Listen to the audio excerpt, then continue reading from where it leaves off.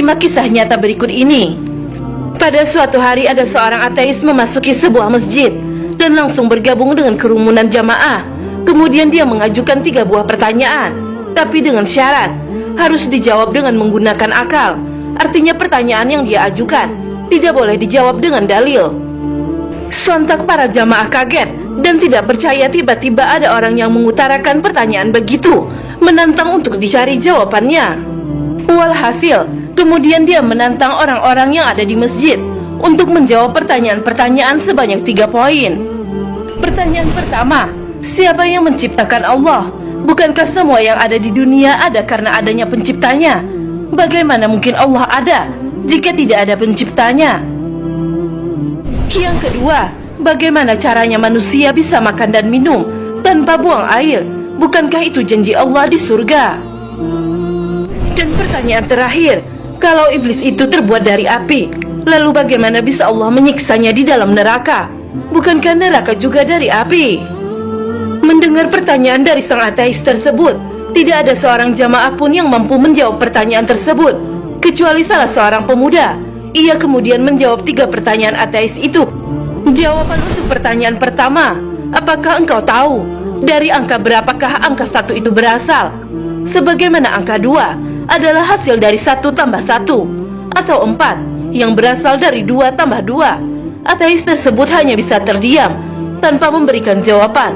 Lalu pemuda itu melanjutkan, jika kamu tahu bahwa 1 itu adalah bilangan tunggal, dia bisa menciptakan angka lain, tapi dia tidak tercipta dari angka apapun. Lalu apa yang membuatmu sulit untuk memahami bahwa Allah itu zat maha tunggal yang maha mencipta tapi tak bisa diciptakan? Ateis mulai serius dan sedikit mengangguk.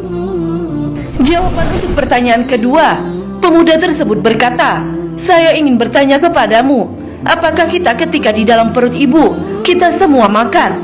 Apakah kita juga minum? Kalau memang kita makan dan minum, lalu bagaimana kita buang air ketika di dalam perut ibu kita dulu? Jika engkau dulu percaya bahwa kita dulu makan dan minum di dalam perut ibu kita, dan kita tidak buang air di dalamnya, lalu apa yang membuatmu sulit untuk percaya bahwa di surga kelak kita akan makan dan minum juga tanpa buang air? Tampak ateis itu semakin melongo dan hanya bisa diam. Jawaban untuk nomor 3, kali ini sungguh mengejutkan, karena ketika menjawab pertanyaan ketiga, pemuda tersebut tiba-tiba saja seketika menampar tepat di muka ateis tersebut dengan sangat keras. Dan sang ateis pun tersebut merasa kesakitan dan marah-marah kepada pemuda tersebut. Lalu pemuda tersebut berkata, tanganku ini terlapisi kulit, tanganku ini dari tanah, dan pipimu juga terbuat dari kulit, dari tanah juga. Lalu jika keduanya dari kulit dan tanah, bagaimana bisa engkau merasa kesakitan ketika saya menamparmu?